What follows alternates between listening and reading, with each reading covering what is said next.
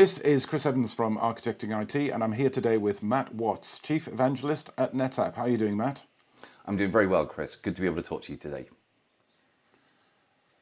Matt, let's talk about innovation.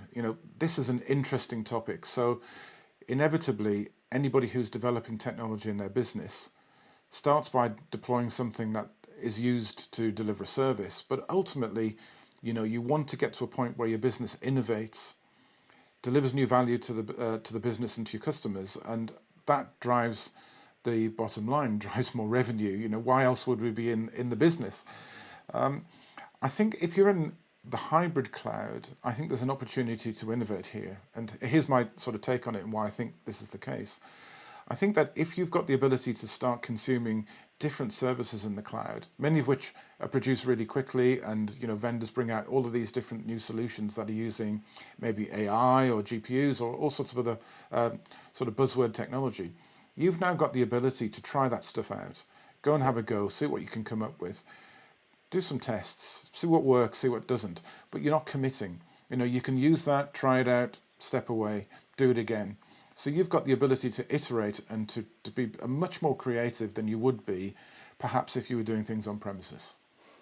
Completely agree, Chris. This has always been the ultimate promise of cloud, and I think if we can help companies get data from kind of on premises where typically there is a more limited set of development and test applications available because it's more controlled.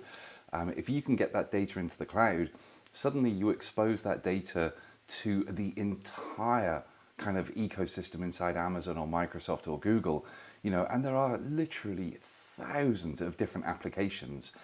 So for me, you're creating this wonderful kind of, as long as the data is secure and protected and everything else, you're then opening that up to this kind of wonderful playground of different technologies that people can use in lots of different ways to be able to look to see if there are ways of innovating around that data. So yeah, I think that's probably the most important part of the cloud, I think, is that innovation acceleration. It's a step or two though to get there. I mean, you're looking at having to, I think, look at strategies around how you use hybrid and how you get, your infrastructure so that it's flexible enough that you can consume stuff that's on premises or in the cloud, and the end user, the business user, doesn't have to really sort of think too much about where it's actually deployed. So I always see innovation as one of those things that is at sort of an end step after you've managed to put all the other things in place. And I think if you do, you really do have an opportunity to add value. You're right, there's so many different things you can choose from, but I think also if you've got the ability to be multi-cloud as well as hybrid, and that by that I mean if you've got a vendor who's got technology that sits in all of those clouds, because not everybody has certainly storage technology that deploys in all of the clouds, then you've got the ability to choose which one you want to go to for different features, because some of them are slightly different in my view. Some offer better features than others. So it is about using the cloud, but it's about using the best of the cloud at the right time for what you want to do. Yeah, and what's really interesting about this as well, Chris, is that when you do go into the cloud, you're working with developers who really don't know what sits behind the stack that they're building. I just want an application and I need some storage for the data. And they're not necessarily thinking so much about the kind of the capabilities that different parts of that stack could offer. And a really good example I can give you, I met with a data scientist. He didn't know who NetApp were, and I quickly explained it. And he said, well, what could you do for me?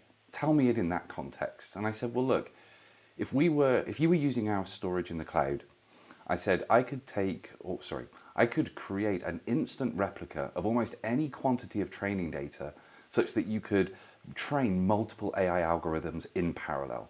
I said I could also take a snapshot of that data so that you have a history of exactly what data was used to train an algorithm at any particular point in time.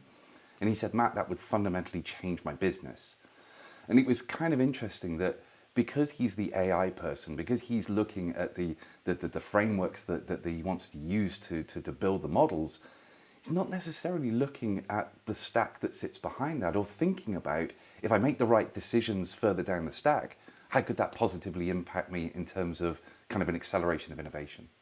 Yeah, I think you've talked about an interesting fact there, Matt, and that's I look back at some of the stuff I've done over the years, and one of the things that I enjoyed doing was getting involved with the business and understanding what they were trying to achieve. Because sometimes the technology we offered them might have been quite static and not really what they wanted. So now you're talking about how, a business user might look at that and say, well, actually, this is what I'm trying to achieve. And if you can come to them with a solution that's much more flexible, gives them what they want, all of a sudden, they can be more creative and they come up with new ideas. And that's a great one that you've just given as an example. And I would hope that that's where we end up with the cloud and where we end up with hybrid, is that we see the benefit of using things on-prem, we see the benefit of using them in the cloud, but we iterate and we innovate around what is the best way to use both of those technologies in the way that we can. Yeah, completely agree, Chris. I'll add one final point is that I think this is the role, you and I have talked about this before, what's the role of the storage administrator going forward? And I think this is it.